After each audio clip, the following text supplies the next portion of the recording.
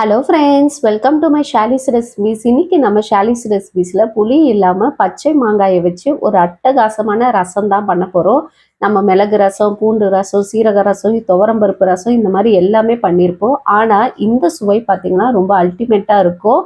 என்னதான் மாங்காய் சீசன் முடிகிற டைமாக இருந்தாலும் இப்போ கிடைக்கிற மாங்காய்லாம் பார்த்தீங்கன்னா நல்லா கொஞ்சம் புளிப்பாகவே கிடைக்கும். அந்த மாங்காவை பயன்படுத்தி நம்ம ரசம் வைக்கும்போது அவ்வளோ டேஸ்ட்டாக இருக்கும். சூடான சாதத்தில் இதை போட்டு சாப்பிட்டா அப்படி இருக்கும். வெறுமனே குடிக்கிறதுக்கும் அருமையாக இருக்கும். வாங்க இதை இப்போ எப்படி செய்கிறதுன்னு பார்க்கலாம். ஃபஸ்ட்டு ஒரு குக்கர் எடுத்துக்குங்க. இதில் வந்து ஒரு மாங்காவை வந்து நல்லா அந்த தோல் பகுதியெல்லாம் க்ளீன் பண்ணிவிட்டு மாங்காவை மட்டும் சேர்த்துக்கலாம்.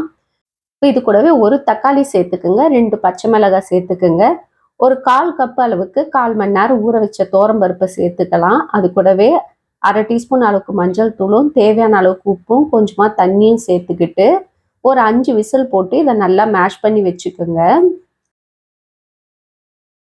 இப்போ ஒரு மிக்ஸி ஜார் எடுத்துக்கலாம். இதில் வந்து முழு மிளகு 1 டேபிள் ஸ்பூன் போட்டுக்குங்க, சீரகம் 1 டேபிள் ஸ்பூன், பூண்டு வந்து தோலோட ஒரு 5 பல்லு பூண்டு, இதில் ஒரு 2 டேபிள் ஸ்பூன் அளவுக்கு மாங்காய் பதைக்க சேர்த்துக்குங்க.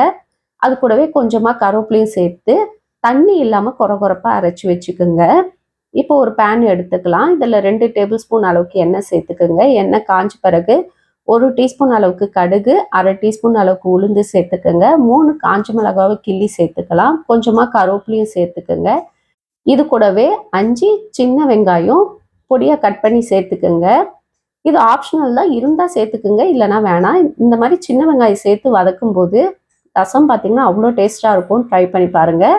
இது கூடவே 1/2 டீஸ்பூன் அளவுக்கு பெருங்காயத்தூள் சேர்த்துக்கிட்டு நல்லா வதக்கி விட்டுருங்க. இது எல்லாமே ஓரளவுக்கு வதங்கின பிறகு நம்ம மிக்சியில் அரைச்சோல மசாலா, அந்த மாங்காய் க்ரஷை வந்து இப்போ இதில் சேர்த்துக்கிட்டு வதக்கி விட்டுருங்க. லைட்டாக வதங்கினா போதும். இப்போ இது கூடவே நம்ம மேஷ் பண்ணி வச்சுருக்க துவரம்பருப்பு, மாங்காவை போட்டு வேக வச்ச இதை நம்ம இதில் சேர்த்துக்க போகிறோம். சேர்த்துட்டு இந்த ரெசிபிக்கு எவ்வளோ தண்ணி வேணுமோ சேர்த்துக்குங்க. நம்ம பருப்பு வேக வச்ச தண்ணியை இதில் சேர்த்துக்கலாம். அவ்வளோதான். இப்போ இதை லோ ஃப்ளேமில் அப்படியே வந்து கொதிக்க விட போகிறோம். அந்த அப்படியே நுர பொங்கி வரும்போது கொத்தமல்லியை போட்டுட்டு ஆஃப் பண்ணிட வேண்டியதான்.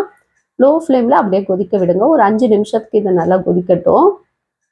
அவ்வளோதான் ஃப்ரெண்ட்ஸ், ஒரு சூப்பரான மாங்காய் ரசம் ரெடி ஆகிடுச்சு நம்மளுக்கு. அவ்வளோ ஒரு டேஸ்ட்டாக இருக்கும்.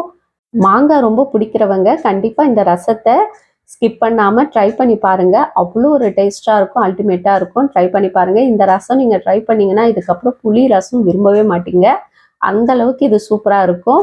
இந்த மாதிரி சிம்பிளான ரெசிபிஸ் பார்க்குறதுக்கு மறக்காமல் ஷாலிஸ் ரெசிபிஸை சப்ஸ்கிரைப் பண்ணி வச்சுக்கோங்க ஃப்ரெண்ட்ஸ். லைக் பண்ணுங்கள், ஷேர் பண்ணுங்கள். இன்னொரு வீடியோவில் உங்களை சந்திக்கிறேன். பாய் பாய் ஃப்ரெண்ட்ஸ்.